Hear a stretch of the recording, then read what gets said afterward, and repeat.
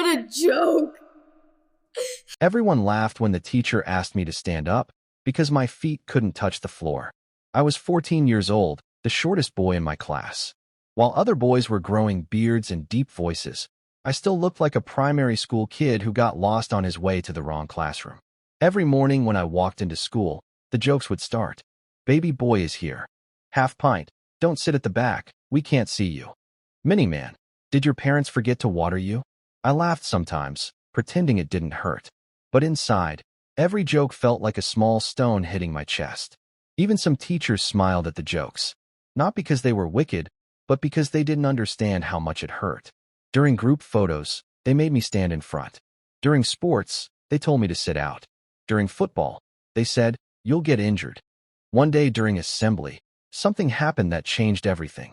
We were all standing in lines. A senior student walked up behind me, lifted me into the air like a toddler, and shouted, "Who lost their little brother?" The whole school burst into laughter. Hundreds of voices. Clapping. Pointing. I froze. I couldn't even cry there. I just stood there smiling like a fool. But when assembly ended, I ran to the bathroom and locked the door. I cried so hard I couldn't breathe. I looked in the mirror and whispered, "Why am I like this?" That day, something inside me broke. I stopped raising my hand in class. I stopped talking to people. I stopped playing football. I ate lunch alone. I became invisible. Teachers started asking, "Why are you so quiet?" But how do you explain pain that nobody sees? Months passed like that. Then one afternoon, our class teacher announced a debate competition. She started calling names for participants. When she called my name, I shouted, "No." The class laughed again. She looked at me and said quietly, "You're doing it." I was angry at her for weeks. I thought she wanted to embarrass me again. But she didn't give up. She stayed after school, helped me practice, corrected my mistakes, and told me something I'll never forget. Your voice is bigger than your height. The day of the competition came.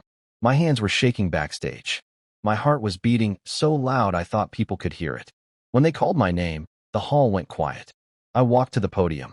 Some students giggled when they saw how small I looked behind it. For a moment, I wanted to run away. Then I remembered all the days I cried in the bathroom, all the jokes, all the loneliness.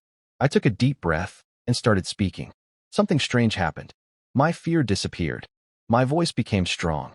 My words became clear. I forgot about my height. I forgot about the crowd. I just spoke from my heart. When I finished, the hall was silent. Then suddenly applause. Loud applause. People stood up. Teachers smiled. Students cheered. My classmates stared at me like they were seeing me for the first time. Our class won first place.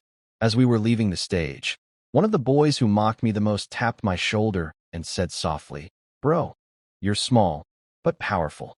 That night I cried again. But this time, not because I was hurt. Because I finally understood something. People may laugh at your size. They may mock your voice, your face, your background, your dreams. But they can't laugh at your talent. They can't laugh at your courage. They can't laugh at your purpose. I didn't grow taller overnight, but I grew stronger inside. And that changed everything. So if someone is laughing at you today, remember this. Your difference is not your weakness. One day, it will be your power.